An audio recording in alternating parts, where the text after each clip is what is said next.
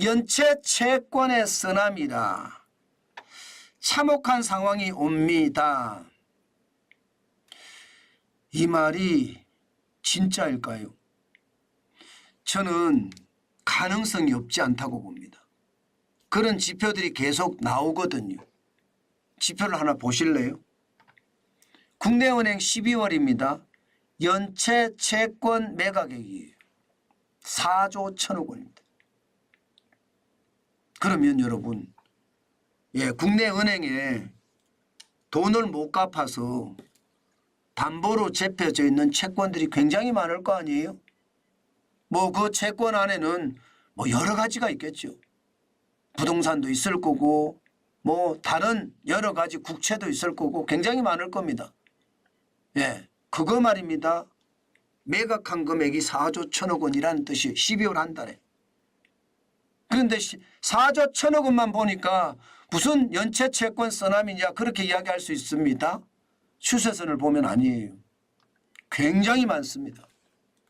이게 일반적으로 분기 말에 채권 정리 규모가 크거든요. 지금 보시는 것처럼 분기 말로 가보자고요. 분기 말. 분기 말로 가보면 4조 1천억 원은 지금까지 한 번도 없었습니다. 4조 1천억 원. 그러니까 부실이 엄청나게 일어나고 있다는 뜻이죠. 부실이. 그죠? 분기 초에는요, 여러분, 당장 10월만 보더라도 10월에 1조 3천억 원, 11월에 2조, 분기 초에는 적었죠. 근데 분기 말에는 4조 1천억 원. 똑같습니다. 7, 8, 9도 말입니다. 분기 초는 1억 천인데 분기 말에는 3조였거든요. 4, 5, 6도 마찬가지입니다. 분기 초에 5월에는 1조 3천억 원이었는데 6월에는 3조 1천억 원이에요. 그러면 여러분 채권을 이렇게 팔잖아요. 매각을 하잖아요. 제값을 받을 수 있나요? 채권은 제값을 못 받습니다. 대부분 할인해서 팝니다. 국내 은행의 채권을 처리해 주는 곳이 뭐 한국자산관리공사도 있고요.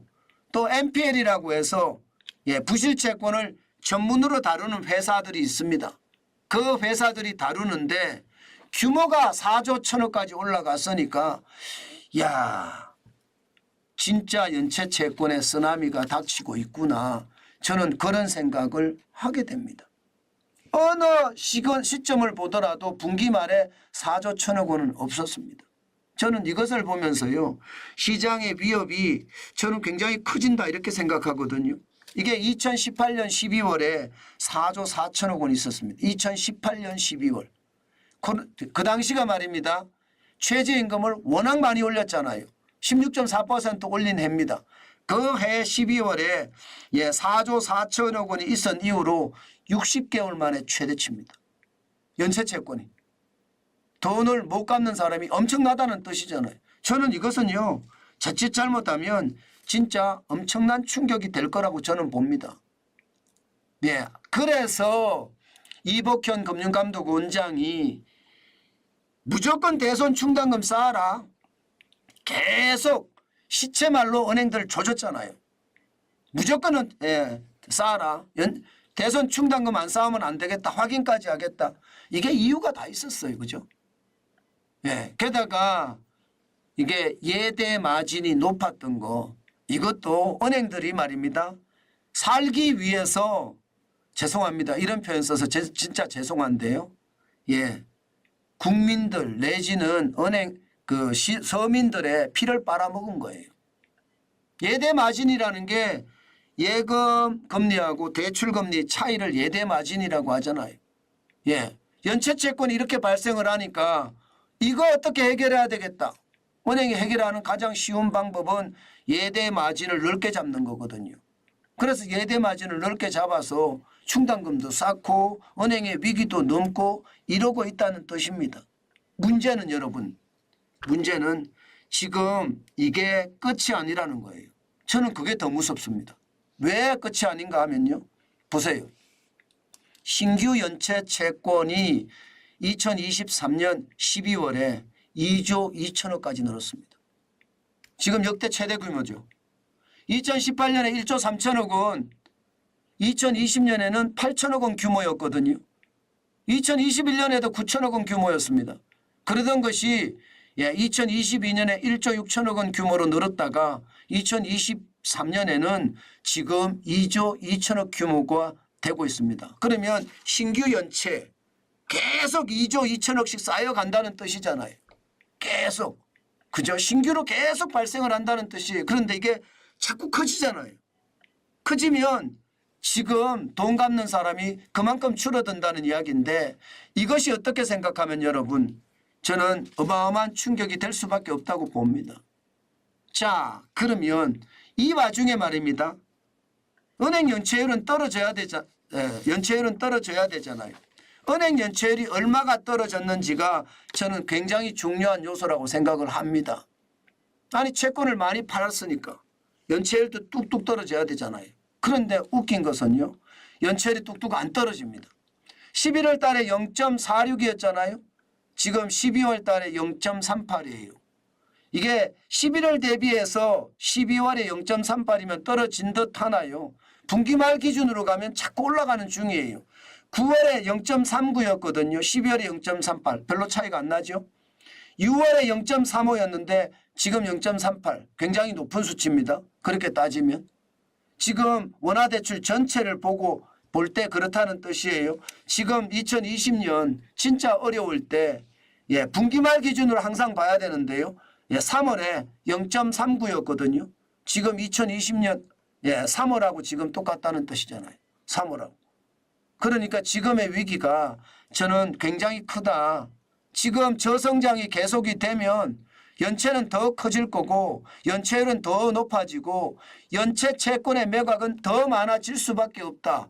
이것은 경제에 치명상을 입힐 가능성도 높다. 이렇게 이야기할 수 있는 건가요? 아마 있을 겁니다. 그 증거가 있습니다. 가계대출을 보세요. 가계대출. 가계대출은 지금 0.35입니다. 0.35.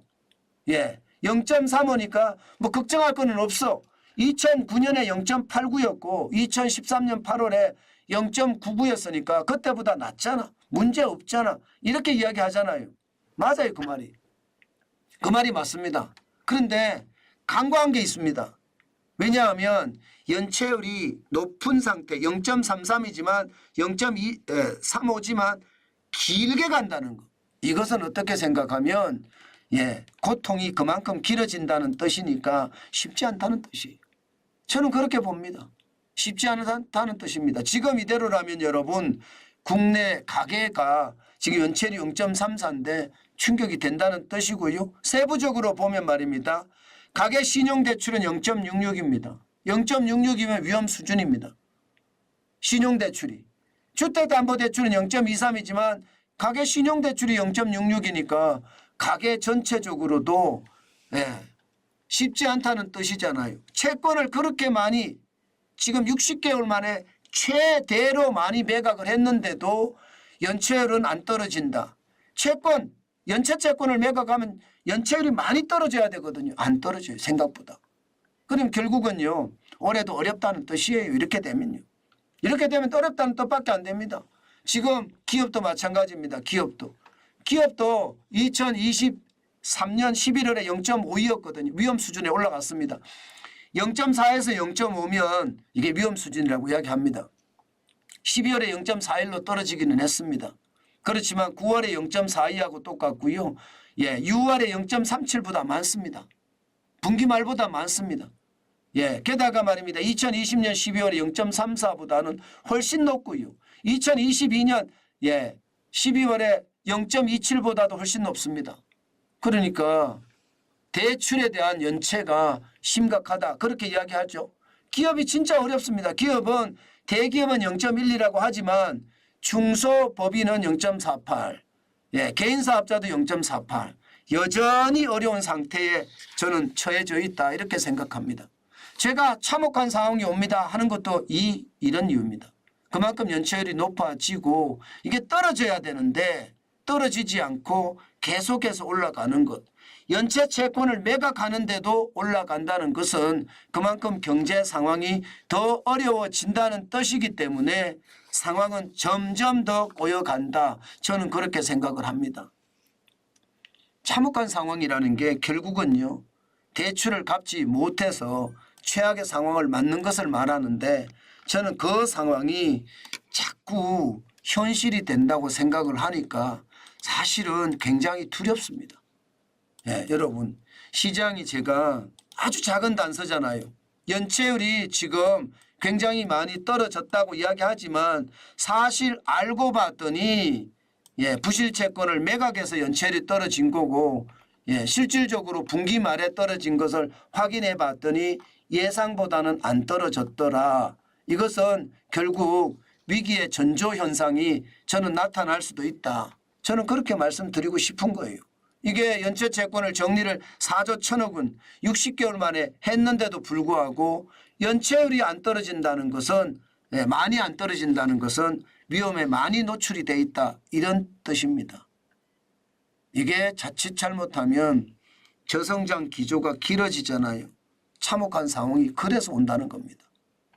저성장 기조가 길어지는 것은 제가 늘 여러분들에게 말씀드리는 거 있잖아요. 이게 경제적 고통이 다른 어느 때보다 커진다고 제가 계속 말씀을 드렸잖아요.